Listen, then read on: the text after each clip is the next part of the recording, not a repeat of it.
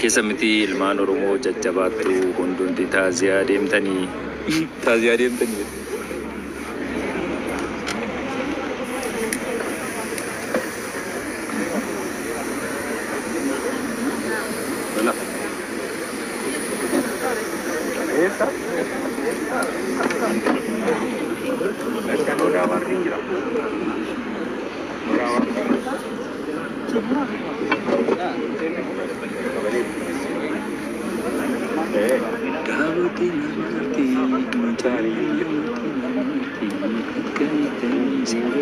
Maaltu jira? Maaltu wanti jiru isinitti fakkaate? Oni limi godhe galaaraa Oni limi rakaa galaaraa Dadi dia gue. Oni limi godhe Bantu. Kalah godhe Akkam nagaa jirtu jajjabaatu obboleewwan kiyyaa amma kan argamnu biyya kam isinitti fakkaate mee tilmaama? Wallahi ishkeen qabu bagalli fuudhee hirriba malee bulte kanaaf malee Muhammad bin Al-Jazeeratu fuudhee ilma maqaana balleesse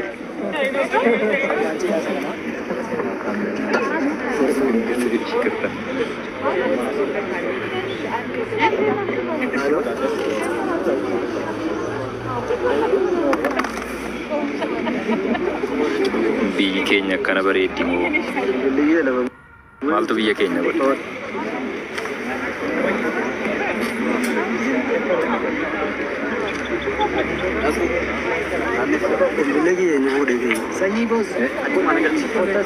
Kan ini kan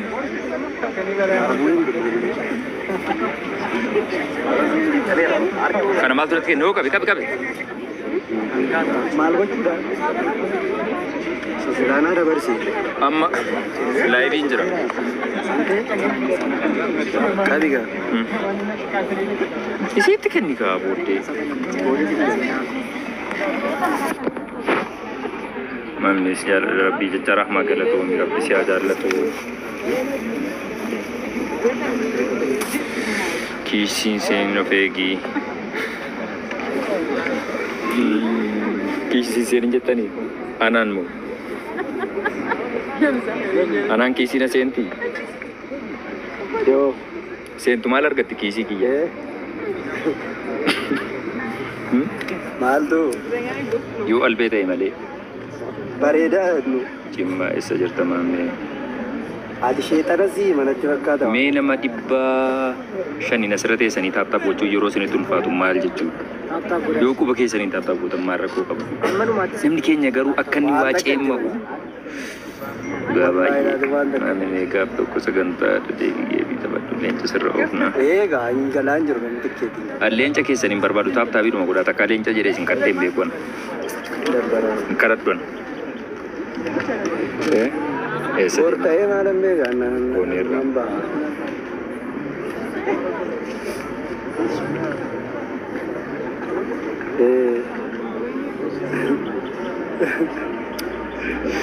location sendna body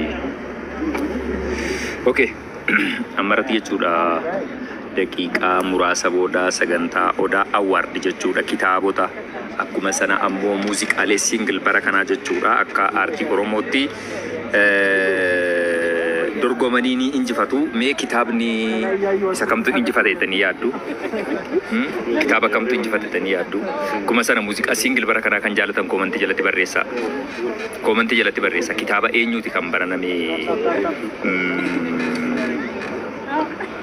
dubbistanii isinitti tole jechuudha akkuma sana muuziqaa ammoo dhageeffattanii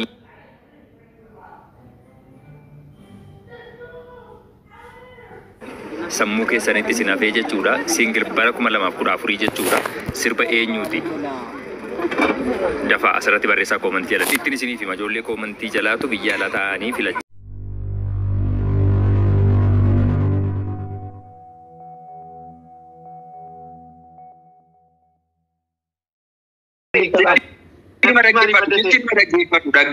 dhaggeeffadhu sanaafis fakkeenyaaf abdii Abdii Geetaachoo Abbabee jechuudha kitaaba isaa hin seene jedhuu fi addisuun ammoo jechuudha hedduun keessan beektuuni artistii lafaa dhufaa sagalee kiilolee qabuu fi kilipii bareedaa jechuudha bifa kontantii aadaa ilmu abbaa booraa fakkaatuun dhiheenyatti baasee sillee wayyaa jedhe jechuudha. Hin beektuun addii jechuun nama kana. Isaan dorgomtoota jechuudha yookaan iccuu tawadaarii warra jedhan dorgomtoota kaadhimamoo warra jedhaman keessatti Abdii Geetaachoo Abbabee kitaaba isaatiin addisuun immoo sirba isaatiin jechuudha. Nuti ammoo jechuudha just akka boodigaardii beektuu laata jiramitiif fakkeenyaaf jechuudha yeroo hiriyyaan keessa deemu immoo akka miinzii taate wajjin deemta namoonni maachii ta'e yeroo uffannee deemnu nama fuudhu jira miinzeedha moo isin maali yeroo jedhan no way. Yeroo hunda dirqama fuudha qofaaf uffata maachiin uffatamee deemu. Namni keenya wantoota akkasaa kan xiqqoo beektee faashina waliin wal baruun dirqama waan ta'eedhaa fi fuudhaaf heeruma qofaaf miti jechuudha uffanni maachiin kan uffatamu jechuudha. Isaan ammoo biyya mootii jedhamee addatti walitti godhame jira moo hin jiru Muhammad bin Aljazeera? Kiyya baggam lakka. Ijoollee biyya mootii jedhamee addatti walitti godhame. Dhagahi. Ijoolleen kun ammoo jechuudha hiriyoota keenya saahiboota keenya lafaa ol guddatoodha. Akkuma odaa awaardii irratti dogoggorri waggaa darbe raawwate baranallee raawwatamaa jiru. Tarii waan sana waan jiru halaala teenyee dhaggeeffachuuf halaala teenyee dubbachuurra qaamaan keessatti argamnee taajjabuu murteessaadha waan ta'eef jennee dhannee bakka sanatti argamuu keenyatti immoo gammannee galle. Sababni isaatis waa hedduu irraa barannee jirra. Odaa awaardichuun dhugaa dubbachuu fi amma dura artistootni Oromoo kanneen habashoota jalatti jechuudha. Kan isaan qopheeffatan irratti hirmaachaa ture jechuudha namni keenya yookaan artistoonni keenya jechuudha sii galee. Filmaata isaanii malee yookaan fedhii isaanii malee yookaan gulaallii dhugumatti artistoota Oromoo bakka bu'anii deeman jechuudha bifa namatti ulfaatu maaliif xiqqoo yoo isaan warra habashoota sanatti warra siqu yoo ta'e malee artistootni dhugumatti dandeettii qabaniif oguma qaban fakkeenyaaf wanta akka kitaabaa kun isaan biratti fudhataman qabu ture jechuudha.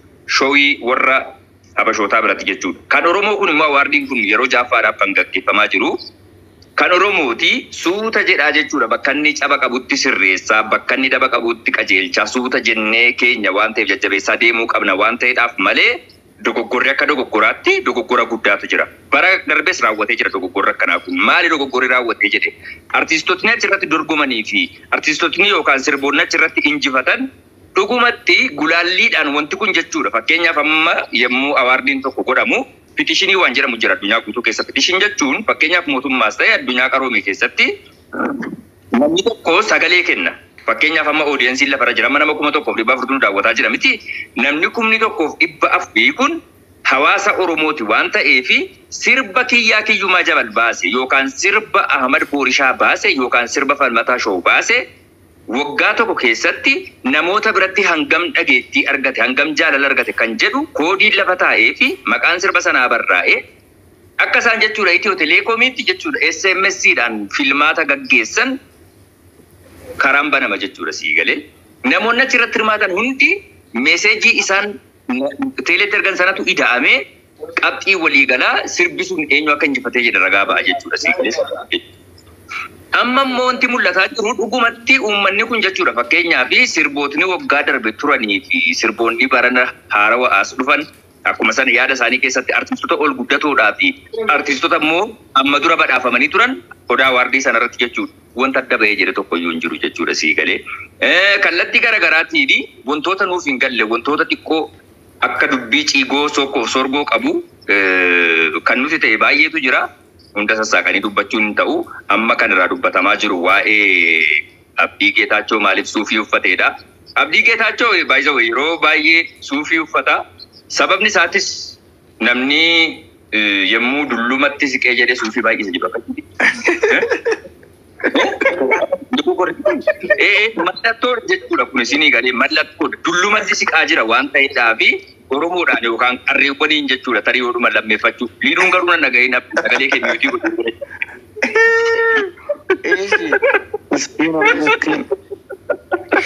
Kanaaf malee amma maamleen waliin haffisaa jirru olee taji maal godhamna? Hubanneewu. Maal jedhe? Warri naaf isaa jiru amma kan isa fakkeenya. Malli isaa maali? Amma ati maambe ispoonsarii suufii kanaa caalaa bultumee miti jettee irraa mormaa jirtaati. Maammee turaa biti ana. Laali dhugaa dubbachuudhaa fi waan kana qulqulleessaa jala dubbachuu jala dubbachaa deemuun gaariidha. Fakkeenyaaf namoonni hedduun Abdii Geetaachoo caalaa bultumee wajjin maaliif suuraa kee kan jedhan atiiwutii kallattii ittiin hiikkachaa jiran jiru. Anis namoota sana yaada isaanii deeggaruu hin danda'a. Fakkeenyaaf amma Abdii wajjiniin hiriyyaa kiyya qaalii dhabdiini suuraa isaa yeroo caalaa bultumee wajjiniin argu honestly nan gammachiif keessa kootiin dhugaan jirtu kana.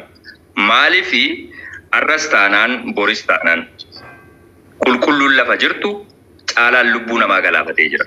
Kana hundi keenya jirratti walii galuu qabna. Caalaa rajjibbiinsa dhuunfaa qabaadheetii miti. Caalaan ga'oo koonatti darbee daangaa koonatti ceetii miti. Qabatamatti kana namni kamuu beeka waan ta'eef caalaa jechuun hanga waan sana qulqulleessee faana galutti siigalee wanti inni hojjetee jedhe cubbuu daddaba. Siigalee hamma waan sana dhugaa jirtu beennutti nuti ammas taanaan caalaa wajjiniin kallattiin nagaa ta'e akka lama Oromoo tokkotti wajjiniin suuraa ka'u. Familiin taa'ee suuraa wajjiniin ka'u. Wanti ati beekuu qabdu maammi warri har'a dhimma caalaa bultumeetiin abdii keekaa jiru koo warra dhiiga Maammed Saayidii dhimmamu osoo hin taane warra ajandaa siyaasaa gara kamiin gurbattii kana gaafa Maammed Saayiduu koo dhaga'i gaafa Maammed Saayiduu gaafa kurrifannee jennu warri kun caalaa bultumee piroofaayilii godhatanii nurratti albaa turanii.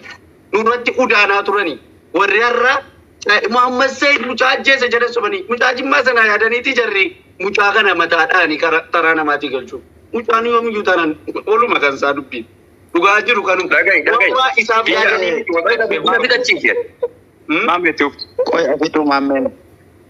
dubbitti akkuma bidetti yeroon dubbii tokko eegaluu jechuudha. Finishiingiisis waan hin tolchuudhaaf jidduun seennatti dhiifama waliin kiyyaa. Akkas jedhanii dubbachaa jiru jechuudha abdii irratti. Dhugumatti jechuudha namoonni Abdii Geetaachoo Abbabaa maaliif suuraa wajjin ka'e yeroo jedhanu namoonni biraa immoo suuraa wajjin ka'aa jiru. Abdiinis Oromoodha. Inni kaanis Oromoodha. Wanta abdii irratti ilaalaa jiraniif maaliif? Abdii jechuun ilma Oromootii dhalataa godina Jimmaati. Maaliif fakkeenyaaf yoo obboleessa kee tokko namni tokko rakkoo irraan qaqqabee jedhee si'uma ahaliin siqutu miidhaa isaa sana gaafata siigalee waan sana inni yoo nama kana miidhuu baatellee maaliif deeggarsa yookaan ammoo appreciationii wajjiniin argamaadha. Akkuma amma jechaa jirtu kanneen waan kana deeggaranis kan mormanis jiraachuu danda'u. Yeroo nasiikee Jimma dhaqee jedhu maali warrootuma akkasiiti miti warri suuraa wajjiniin kaanii morma keessa dhungachaa abdii caalaa buna obaasanii deebisan jechuudha. Isaanitti gammaduu danda'u mirga isaaniitti abbaa fedhe yoo ta'e jedhe jechuudha isinii galee maali dargiyyuu jechuudha Zimbaabeetti baqatee taa'aa jiru as nu deebisaa kan jiraa jiru jira bar. Geetaachoo Raddaa as nu deebisaa kan jiraa jiru jira bar. Namni ilaalchi namaa jechuudha hundiyyuu kallattii adda addaatiin waan ta'edha. Abdiin immoo bakka sanatti yeroo argamu caalaa wal waamanii osoo hin taane bakka artiistotni taa'anu bakka namoonni kabajaa taa'anu VIP iddoo jedhamu jechuudha. Bakka sana taa'ee bakka inni taa'u sana biratti achirra jira namni suni kanaafuu kaameera. Ilaalcha kallattiin isaanitti jijjiirtanii namoonni hubachaa jiran akkasitti hubadhaa jechuu barbaadeeti kan akkasumaan keessaa gallu maaliif waa miidiyaa. Namni kana kaasu ilaaluun ta'uu qaba. Tunuun ta'e gaarii miti keekni kun yeroo qabu Tuun ta'uu qaba. Garuu akka kootti amartiyyaa maaliif namni tokko yeroo suuraa qabu haa ta'u malee akkuma maammee nama jedhe nama tokko gammachiisuu dhabuyyuu namni jalaa dabuu hin danda'u barreeffaa namni kuni yeroo suuraa nama kaasu